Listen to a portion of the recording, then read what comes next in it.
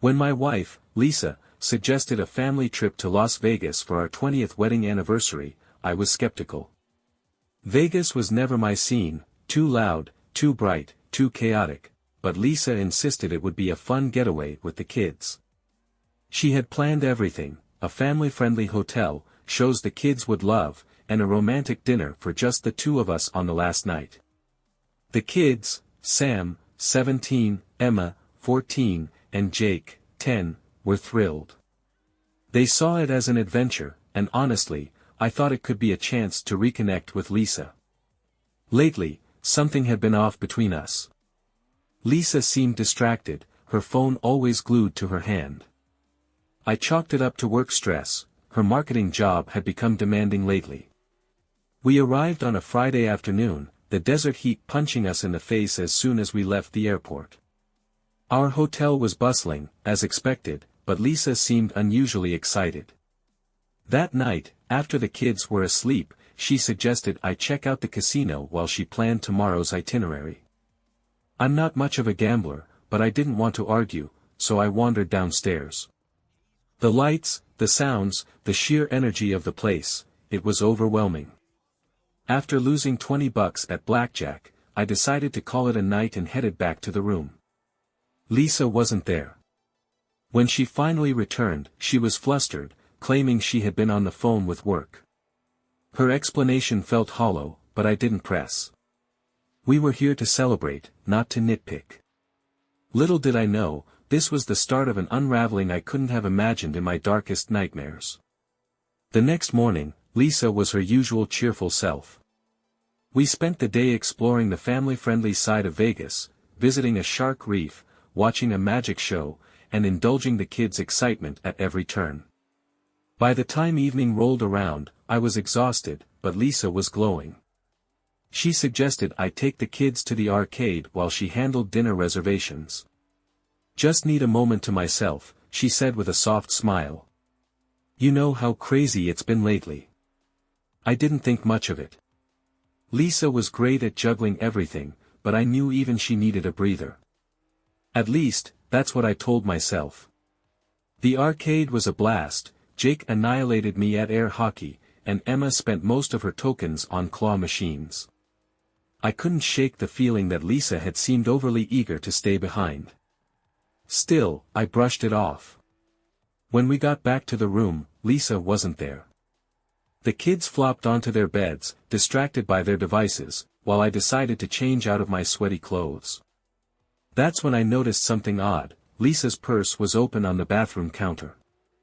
That wasn't like her. Lisa was meticulous about keeping her belongings tucked away. Curious, I glanced inside. At first, it was just the usual clutter, makeup, her phone, a crumpled receipt. But then I saw it, an envelope, the name M. Redford scrawled across the front in unfamiliar handwriting.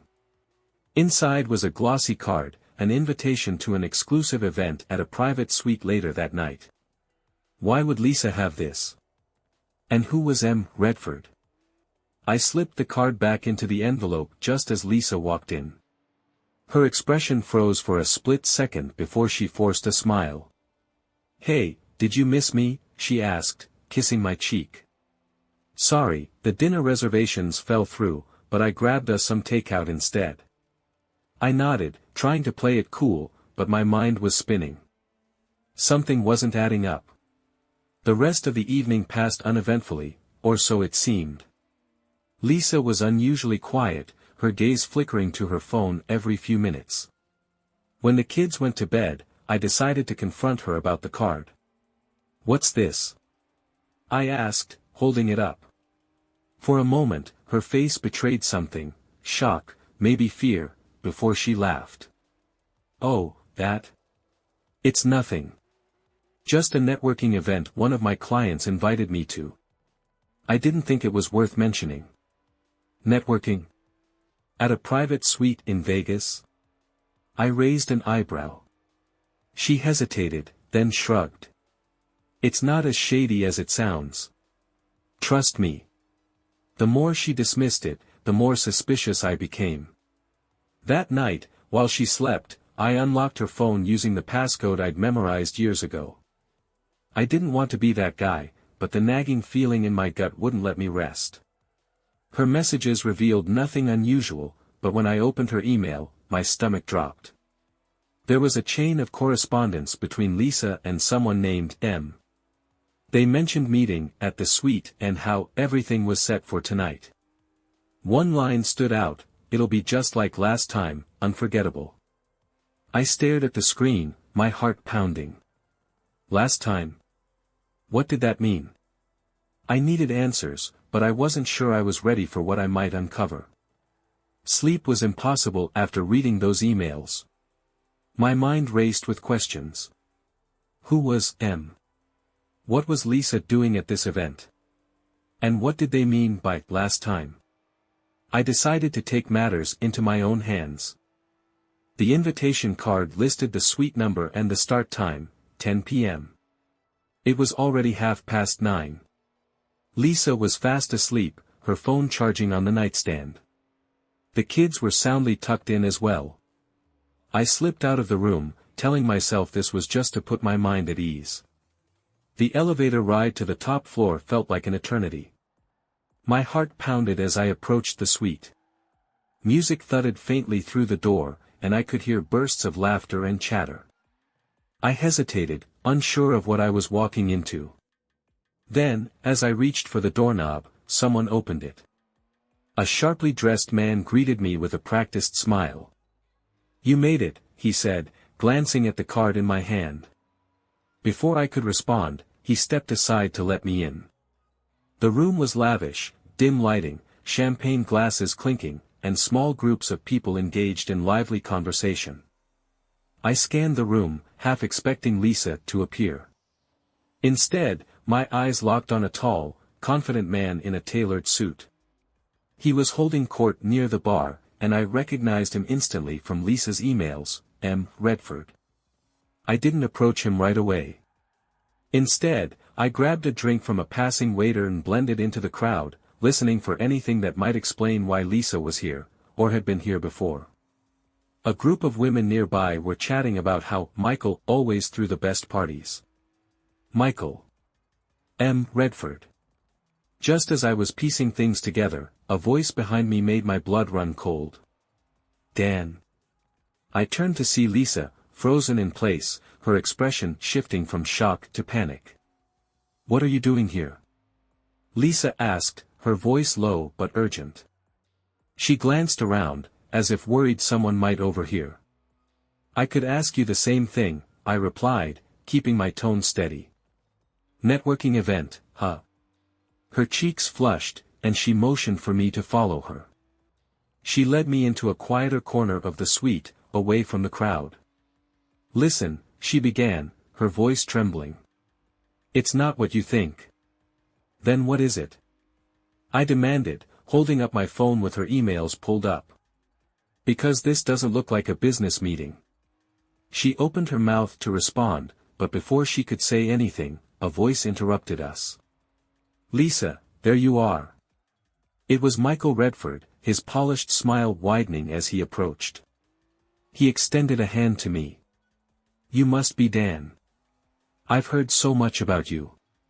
I didn't shake his hand. "Really? And who might you be?" "Just a friend of Lisa's," he said smoothly, his eyes darting to her. "She's been helping me with a few projects." "Projects," I repeated, my voice dripping with sarcasm. "Care to elaborate?" Lisa stepped between us, her hand on my arm. "Dan, please. Let's talk somewhere else." I wasn't ready to back down, but the intensity in her eyes stopped me. Reluctantly, I followed her out of the suite and into the hallway. "Start talking," I said once we were alone. She looked down, as if the carpet held the answers. "It's complicated," she said finally. "Uncomplicated," I snapped. "What's going on, Lisa?" She hesitated, then took a deep breath. "Michael and we've been working together on something. It's personal." "Personal? As in an affair?" I asked, my voice rising. "No," she said quickly, her eyes wide. "It's not that. I swear. But it's not something I wanted to tell you about yet. Yet? I repeated. You've been hiding things, lying to me. And I'm supposed to trust you now? Lisa was silent, her face pale. Before I could press her further, the suite door opened again, and Michael stepped out. Is everything all right? He asked, his tone calm but firm, like he had every right to insert himself into our conversation. Stay out of this, I warned him. Michael's composure didn't falter. Dan, I understand how this must look. But you have it all wrong.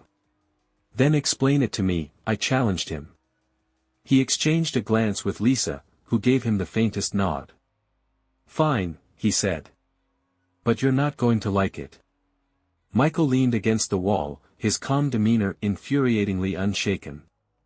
Lisa stood beside him, her hands clasped tightly, avoiding my gaze.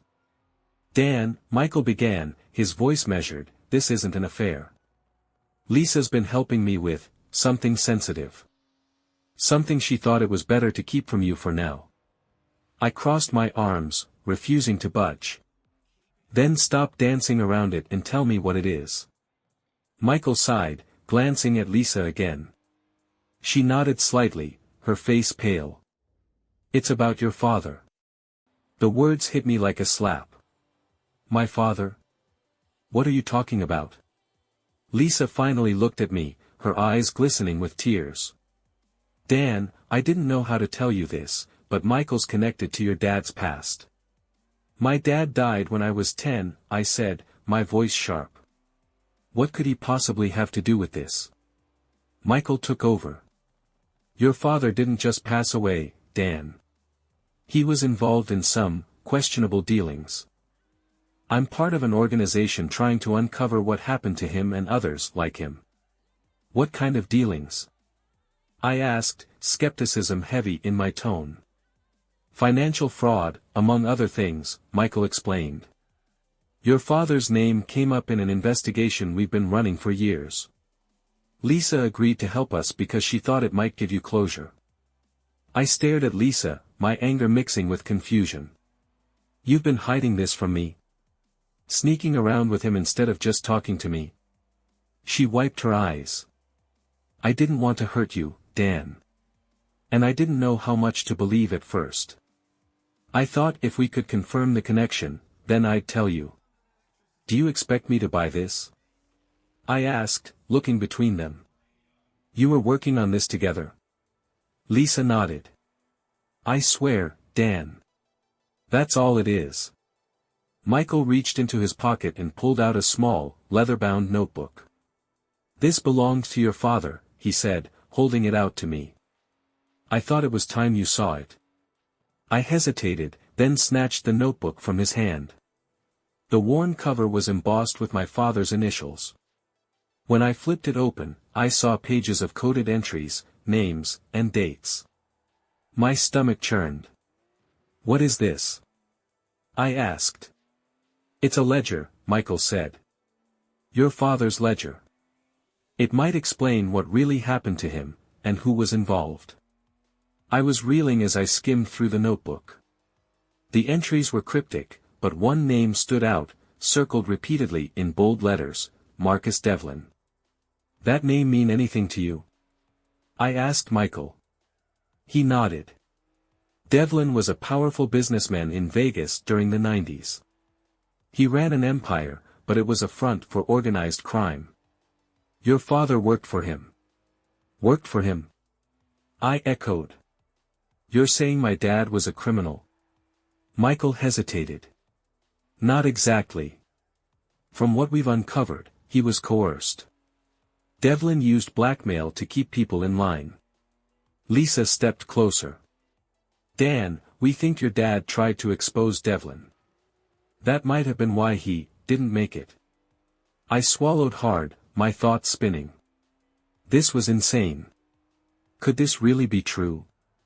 My dad, a hero in my childhood memories, wrapped up in something so dark. Before I could ask more, Michael's phone buzzed. He glanced at the screen, his expression tightening. I have to go, he said abruptly. But keep the ledger. It's safer with you. Wait, I said, stepping forward. We're not done here. You still haven't explained why you're dragging my wife into this. I'll explain everything, Michael promised, already backing toward the elevator. But not here. There are people watching. Stay low and trust no one. He disappeared before I could stop him.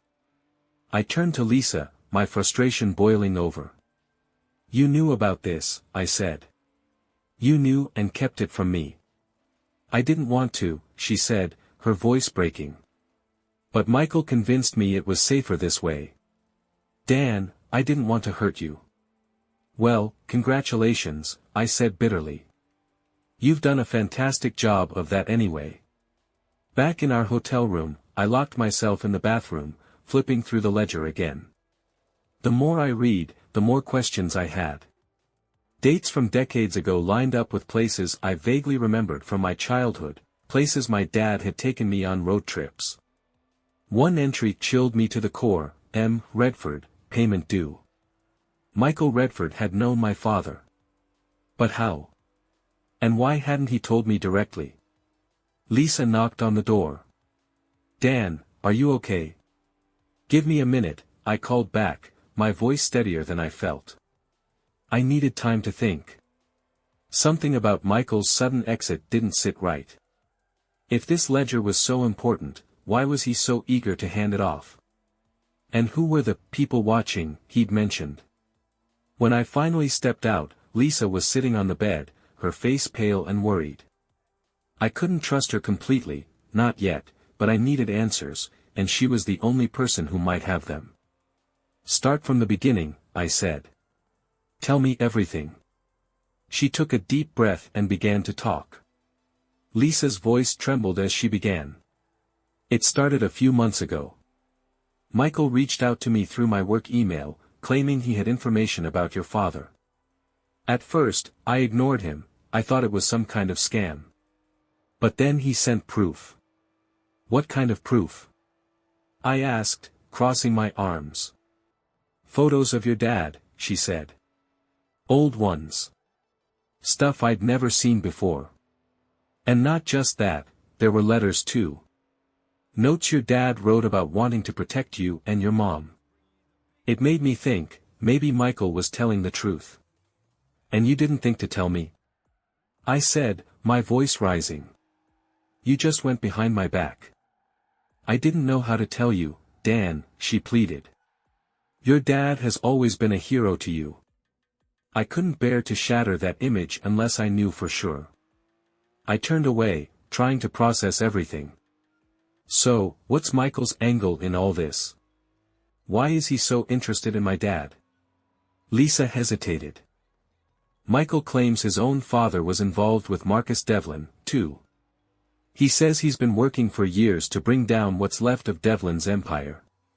Do you believe him? I asked. I don't know, she admitted.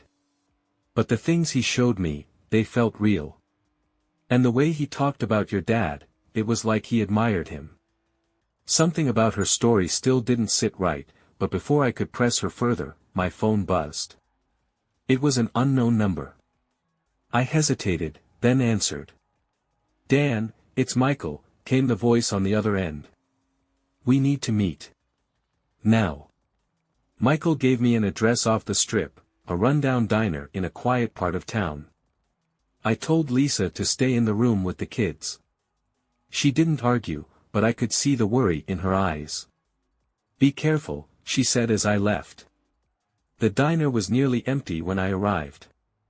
Michael was sitting in a corner booth, a cup of coffee in front of him. He looked up as I approached, his usual confidence replaced by a shadow of unease. I'm glad you came, he said. There's more you need to know. You think? I said, sliding into the booth across from him. Start talking. Michael leaned in, his voice barely above a whisper. That ledger you have, it's dangerous. It's a piece of a puzzle people have killed to keep hidden. Your father tried to expose Devlin's operation, but he underestimated how far they'd go to silence him. Are you saying Devlin had my dad killed? I asked, my hands balling into fists. Michael nodded grimly. And now that you have the ledger, you're a target too. Why should I believe any of this? I shot back. For all I know, you're using me. I wish I were, he said, his tone sincere. But I'm risking everything just by meeting you here. There are still people loyal to Devlin, and they'll stop at nothing to keep the past buried. Before I could respond, the door to the diner opened, and two men in suits walked in. Michael's expression darkened. We need to leave. Now. Michael grabbed my arm, pulling me toward the back exit. Who are they? I demanded as we hurried through the kitchen. Devlin's people, he said. They must have followed me. We burst out into the alley, the cool night air hitting me like a slap. Michael didn't stop, dragging me toward a parked car. Get in, he barked. The engine roared to life, and we sped off just as the two men emerged from the diner, shouting into their phones. My pulse raced as I watched them fade into the distance. What the hell did you get me into? I yelled. Michael didn't answer right away. He was too focused on weaving through the dark streets. When he finally spoke, his voice was grim. I told you. That ledger is worth more than you can imagine, to the right people. But to the wrong people, it's a death sentence. Then why give it to me? I demanded. Because you're the only one who can unlock its secrets, he said. Your dad left clues, stuff only you would recognize. What kind of clues? I asked, but before he could answer, a pair of headlights appeared in the rearview mirror, closing in fast. Hang on. Michael shouted, slamming the gas. The car behind us rammed into our bumper, sending us lurching forward. Michael cursed under his breath, yanking the wheel to avoid hitting a lamppost. Do you have a plan, or are we just going to die running? I yelled. Glove compartment, he shouted. I fumbled it open and found a handgun. My stomach twisted, this was way beyond anything I'd imagined. They're not going to stop, Michael said. If they catch us, we're dead. With no time to think, I rolled down the window and fired a shot at the car's tires. The sound was deafening, but it worked. The pursuing car swerved wildly, crashing into a parked truck. Michael didn't slow down. Nice shot, he muttered. Where are we going? I asked, my voice shaking. Somewhere safe, he said. And then we're going to figure out exactly what your father was hiding. Michael drove us out of the city, into the barren desert that surrounded Las Vegas. The glittering lights of the strip faded in the rearview mirror, replaced by endless darkness. My adrenaline was still pumping, and my grip on the handgun was tight. After what felt like an eternity, Michael pulled into a small, dilapidated cabin nestled between two rocky outcroppings. This is it, he said, cutting the engine. This is what? I asked, stepping out of the car and scanning the area. What are we doing out here?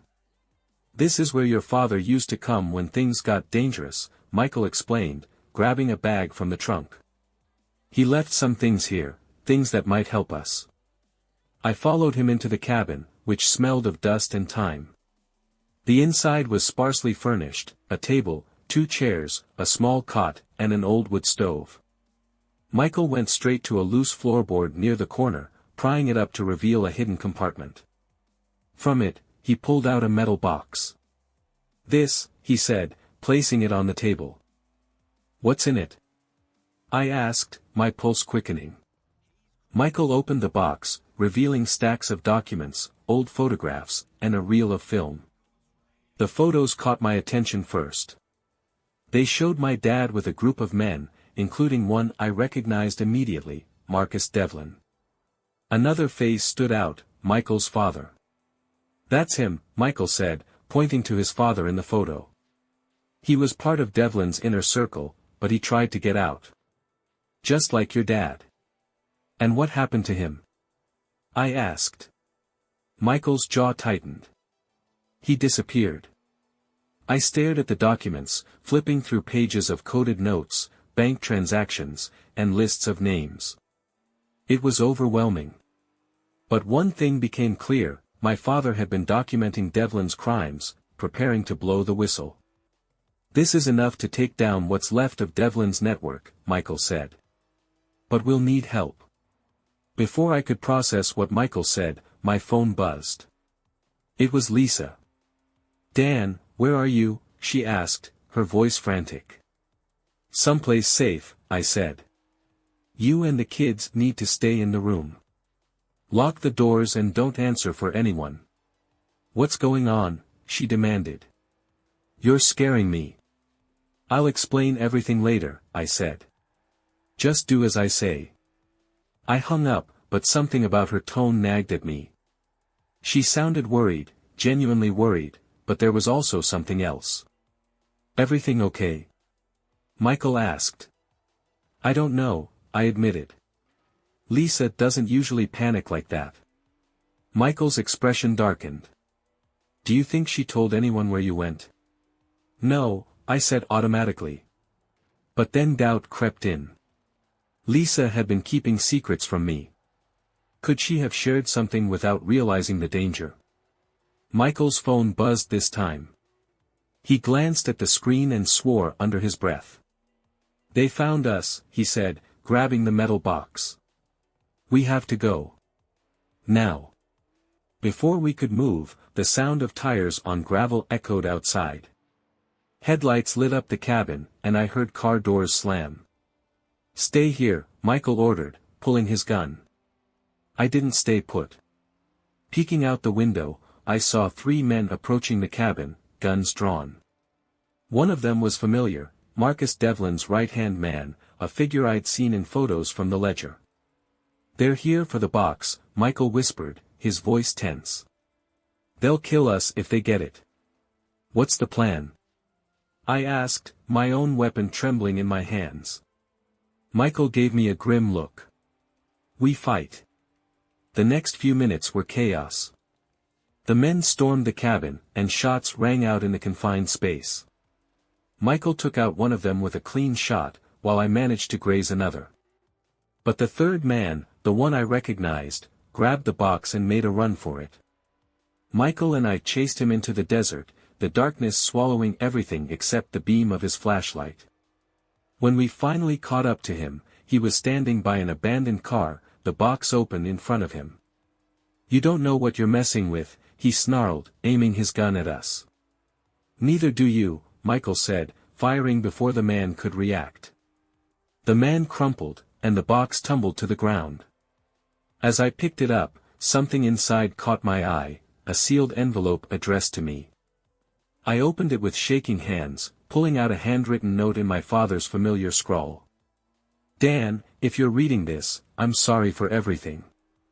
I tried to protect you and your mom, but I failed. Devlin's reach is everywhere, and I don't know how this will end. But I hope one day you'll understand why I did what I did. Stay strong, son. I love you." Tears blurred my vision as I clutched the letter. Michael placed a hand on my shoulder. "We'll finish what your dad started," he said quietly. I nodded, swallowing the lump in my throat. This wasn't just about revenge anymore, it was about redemption. My father's fight was now mine. The letter from my father was heavy in my hands, but there was no time to process it. Michael urged me back to the car, the box of documents now our most precious possession. We sped off into the night, the cabin shrinking in the rearview mirror. "Where are we going now?" I asked, my voice hoarse. "Somewhere we can regroup," Michael replied. "I know a guy who can help us decrypt the ledger and get it into the right hands." I was skeptical, but at this point, I didn't have a better plan. My thoughts were a whirlwind: Lisa's secrecy, my father's cryptic warning, the firefight at the cabin. It felt like my entire life was unraveling in the span of hours. We drove for hours, eventually arriving at a nondescript house on the outskirts of a small desert town. Michael knocked in a specific pattern, and a wiry man with glasses and an intense gaze answered the door. "This is Jordan," Michael said as we stepped inside. "He's a tech genius and one of the few people I trust." Jordan wasted no time, taking the box and spreading its contents across a cluttered workbench.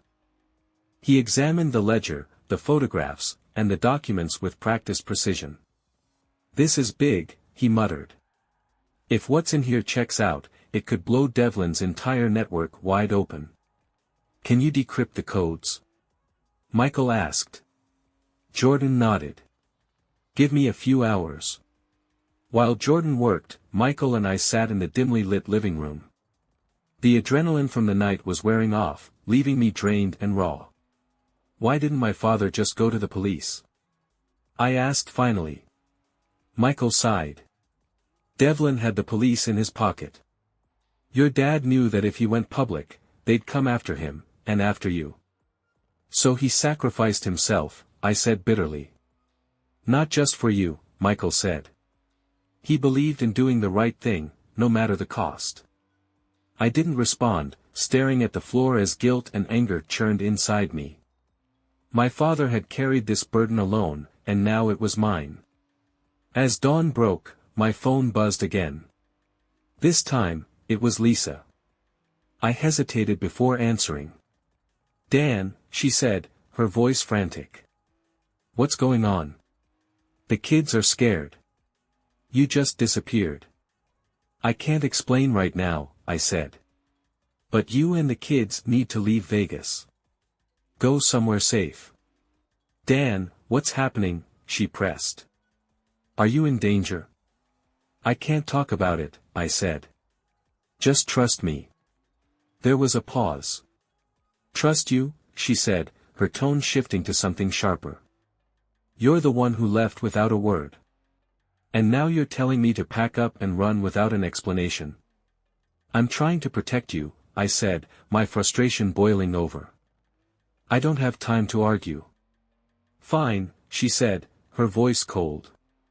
"But when this is over, we're going to have a long talk." The line went dead, and I clenched the phone in my hand.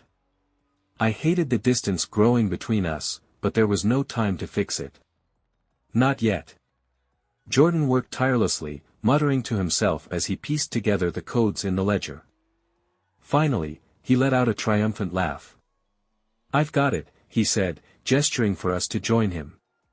The decrypted information was damning: names of Devlin's associates, bank accounts tied to illegal activities, even a list of bribes paid to public officials. It was everything we needed to bring Devlin's operation crashing down. "We need to get this to someone who can act on it," Michael said. "Someone who isn't on Devlin's payroll." "I know a journalist," Jordan said. "He's legit, and he's been trying to expose Devlin for years." Michael nodded. "Let's move." But as we prepared to leave, the sound of tires crunching on gravel froze us. Jordan peeked out the window and paled. "They're here," he whispered. "How?" I asked, panic rising. Michael's jaw tightened. "Someone tipped them off." My stomach sank. Could Lisa have? No, I refused to believe it. The house was surrounded in minutes. Michael handed me a gun and positioned himself near the front door. "Get Jordan and the ledger out of here," he said. "I'll hold them off." "I'm not leaving you," I said firmly. Michael didn't argue. The men outside began shouting demands, but Michael ignored them. When the first man breached the door, chaos erupted. Shots rang out as Michael and I fought back, desperately trying to buy time. Jordan slipped out through a back window, clutching the ledger. In the heat of the battle, I caught sight of a familiar face, the man from the diner. Devlin's lieutenant. He locked eyes with me, and a sinister grin spread across his face. "This ends now," he said, raising his gun. Before I could react, Michael tackled him, the two of them crashing through a window. I rushed after them, but when I got outside, they were both gone. The fight was over, but the cost was high. Michael had vanished, and the house was in ruins. Jordan made it out with the ledger, and I could only hope he reached the journalist safely. Back in Vegas, Lisa and the kids were safe.